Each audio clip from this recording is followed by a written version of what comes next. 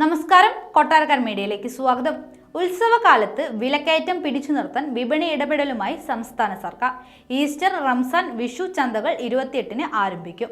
സംസ്ഥാനത്തെ 83 താലൂക്കുകളിലും വിലക്കുറവിൽ അവശ്യ സാധനങ്ങൾ വാങ്ങാനാകുന്ന ചന്തകൾ ഉണ്ടാകുക. ഏപ്രിൽ 13 വരെ ചന്തകൾ പ്രവർത്തിക്കും. മുൻ വർഷങ്ങളിൽ ജില്ലാ കേന്ദ്രങ്ങളിലായിരുന്നു സപ്ലൈകോ പീപ്പിൾസ് ബസാറുകൾ തുടങ്ങിയിരുന്നത്. ഇത്തവണ ഓരോ താലൂക്കിലും ചന്തയുണ്ടാകും. താലൂക്കിലെ ഏറ്റവും അനുയോജ്യമായ സപ്ലൈകോ സൂപ്പർ മാർക്കറ്റായിരിക്കും ഇതിനായി സജ്ജീകരിക്കുക. 13 ഇനം സബ്സിഡി സാധനങ്ങളും ചന്തകളിൽ ലഭ്യമാകും. സപ്ലൈകോ ഉൽപ്പന്നങ്ങളും മറ്റ് സൂപ്പർ മാർക്കറ്റ് ഇനങ്ങളും കുറഞ്ഞ വിലയിൽ ലഭ്യമാകും. മാവേലി സ്റ്റോറുകൾ, സൂപ്പർ മാർക്കറ്റുകൾ, പീപ്പിൾസ് ബസാറുകൾ, ഹൈപ്പർ മാർക്കറ്റുകൾ, അപ്ന ബസാറുകൾ തുടങ്ങി സപ്ലൈകോയുടെ 1630 വിൽപ്പനശാലകളും വിലക്കയറ്റത്തിൽ നിന്ന് ജനങ്ങൾക്ക് ആശ്വാസമേകും. കഴിഞ്ഞ ദിവസം സംസ്ഥാന സർക്കാർ വിപണി ഇടപെടലിന് 200 കോടി അനുവദിച്ചിരുന്നു.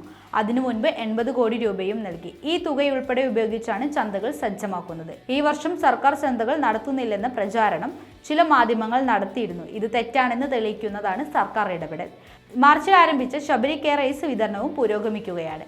സ്റ്റോക്ക് തീരാറായതോടെ 7500 മെട്രിക് ടൺ അരി സംഭരിക്കാൻ ഭക്ഷ്യവകുപ്പ് നടപടി തുടങ്ങി. വിതരണം തുടങ്ങി 2 ആഴ്ച ആകും മുൻപ് 10 ലക്ഷത്തിലധികം പേർക്കാണ് കെ റൈസ് എത്തിക്കാൻ സംസ്ഥാന സർക്കാരിന് കഴിഞ്ഞത്.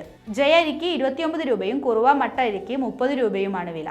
കാർഡൊന്നിന് 5 കിലോ അരി വാങ്ങാം. കിലോയ്ക്ക് 40.11 രൂപ നിരക്കിൽ വാങ്ങുന്ന അരിയാണ് 11.11 രൂപ കുറച്ച് ജനങ്ങളിലേക്ക് എത്തിക്കുന്നത്.